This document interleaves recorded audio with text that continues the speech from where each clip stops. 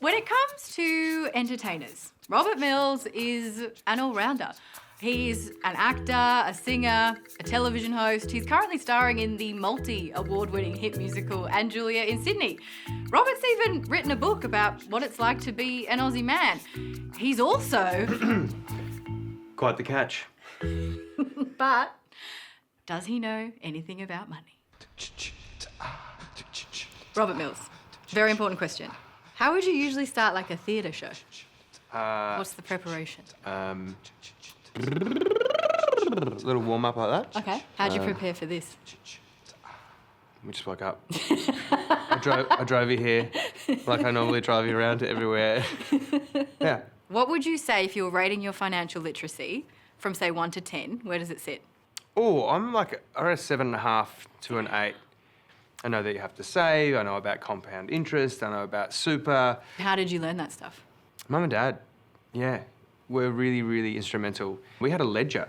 You wouldn't just get pocket money. You had to have done your jobs. You had to have done your chores. Like you wrote it down? Yeah. You had a full ledger, like helping out Dad in the backyard. That might have been like 5 cents an hour. Yeah, it was very important, I think, for my mum and for Dad. How would you say your attitude towards money has changed? I had a mate of mine say this to me the other day, that he still thinks that I'm the kid from the burbs. Even though I earn a little bit more money these days than I did from being in the paper round or singing in the pubs, I still am the kid for the burbs who grew up with not a lot of money. He's like, don't change that. So whether you call that frugal or you call that just conscientious. But would you describe yourself as a spender or a saver? Both. Like, I spend within my means. You say you can save, and I would say that as well. But what's something that has been a really big impulse purchase that you haven't necessarily thought was a great idea? I once purchased a car at a charity auction. It was an impulse buy, but a few months later I was like, I don't need a car, so I sold the car and used that money to go on a European holiday, which completely changed my life. Why? I went on this incredible European tour around Germany for the World Cup. I ended up in London working in a pub, watching musicals, and that was the moment that I realised, I really love this. So I came home and said to my manager, this is the thing I want to do. Put the finance hat back on. Okay. Because you work with a lot of younger performers as well now. What wisdom, financial wisdom, can you impart upon them? Save for a rainy day, save for the future, and invest your money wisely. So you might get this really great job which lasts for, let's say it's a film, it might be 3 or 4 months, but there might not be anything after that, so you're always saving for the future.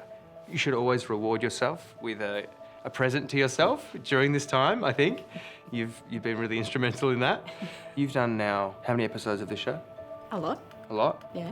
And what did I say to you when you first got this job? I knew you would say this. You said that I was perfect to host The Brighter Side. Why? Because I know nothing about money. So it was going to be great because I could learn with everyone else. Okay, and what have we learned? I would also say a lot. Oh, Yeah. please. My number one, Yeah. most importantly, you have to spend less than you earn. Spend some, invest the rest. Budgeting, very important. And also, one of the key lessons that I've learned is that it is really important to plan. You have a strong plan and you just work away at it. Usually you can achieve whatever you set your mind to. These are all excellent. Thank you. Who are you?